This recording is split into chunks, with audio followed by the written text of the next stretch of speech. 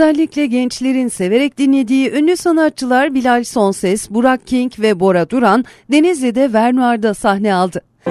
Senin olsun her bir şey, acılar bana kalan sabredeyim.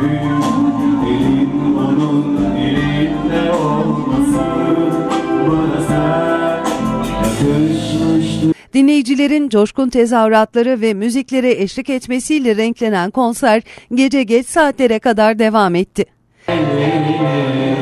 Nasıl kalmışım sana, nasıl doldurdun yerimi, son sözüm sana, inanırım sanma sana, ben içimdeki seni sevmişim anlasana. Denizli'nin Antalya yolu üzeri Süleyman Demirel Bulvarı'nda bulunan Vernuar'da sahneye çıkan sanatçılar, Vernuar'ı dolduran hayranlarına birbirinden güzel şarkılarıyla muhteşem bir konser sundular.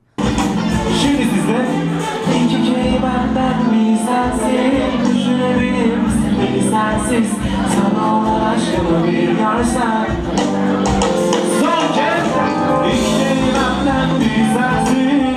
Son yılların ünlü pop şarkılarının yanı sıra önceki kuşağa ait unutulmaz nostaljik şarkıları da hayranlarıyla buluşturan sanatçılar Bilal Sonses, Burak King ve Bora Duran kendilerine karşı gösterdikleri ilgiden dolayı Denizlili hayranlarına teşekkür ettiler.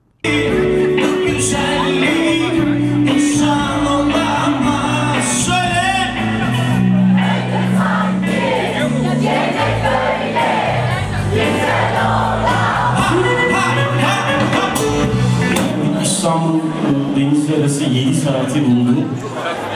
Yorulduk. Ama sizleri gördük. Enerjimiz yerine geldi. Çok sağ olun.